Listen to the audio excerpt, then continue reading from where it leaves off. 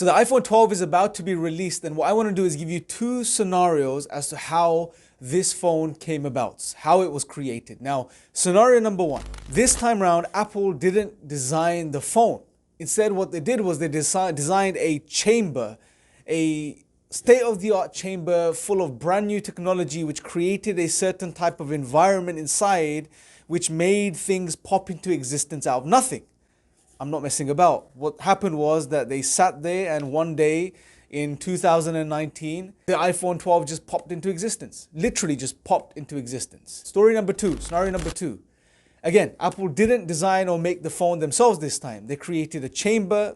And what they did this time was that they took all the raw material required for the iPhone 12, they put it into the room, and because of the conditions and the factors being perfect, the separate pieces of material became conscious and they started to grow legs, and then they ran towards each other and mingled and mixed with each other to form themselves into this phone, which they're going to release next month. Now, what I want you guys to do is I want you to pause the video, and in the comment section below, let me know which of the two scenarios you believe. Scenario one or scenario number two.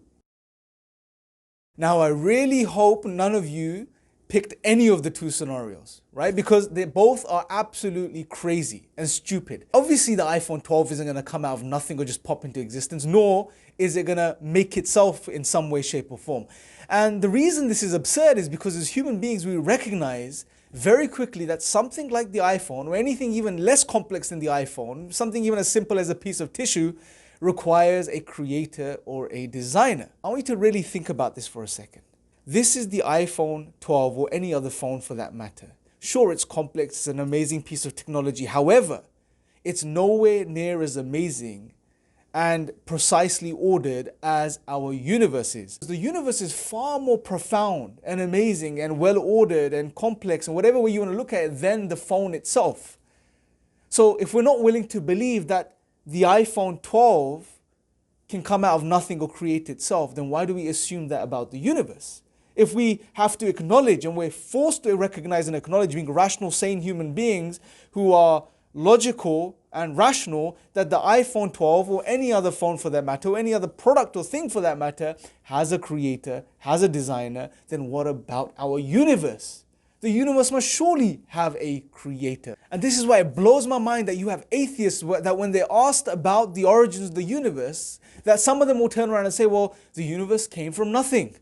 A universe from nothing, Lawrence Krauss, it came from a sea of fluctuating energy. First and foremost, he redefines nothing, called something nothing, and then says the universe came from that nothing, his nothing. It's crazy that even if they don't go down that line of thinking, they would come up with their own ideas of how the universe can come from nothing. But out of nothing, nothing comes. Some atheists would even say that the universe brought itself into being somehow. Now, I don't know how that can work, because for something to create or make itself, it has to already exist. And if it already exists, then how is it making itself when it's already in existence? That's absurd, because that would mean you would have to exist and not exist at the same time. I'd love to see how atheists would try to explain that. Now, I know there may be some atheists that may be saying, no, we don't accept any of those 2 points in regards to the universe. What we say is that the universe was created by another universe. Another universe that came into existence at some point. Well, okay, you're just passing on the buck, but where did that universe come from? What created that universe? And then, well, if you say that there was a third universe that was created, which created the second universe, which created our universe, or what created that third universe? And again, you can go on ad infinitum, and if you were to do this, well, our universe would never come into being, because you can't traverse the infinite. We wouldn't even be here asking the question about how our universe came to be. So the only real sensible conclusion to make, the most intuitive, rational conclusion, is that our universe was created by an uncreated creator, and that's who we refer to as God, as Allah.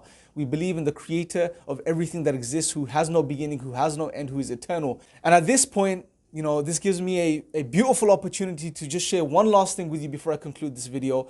And I want the atheists to read this and just to ponder upon this. That's it. I'm not going to give you an explanation. I'm not going to force feed you anything in regards to this particular verse or these two verses in the Quran. I'm just going to bring them up on the screen, leave them there for you to think about. If you guys want to look into this particular argument in a lot more detail, a far more profound version of it than what I've shared here, definitely pick up The Divine Reality and read that for yourself. Hamza's book. He covers this argument in a lot of detail. That being said, let me know your thoughts in the comments section below. Until next time, Take care.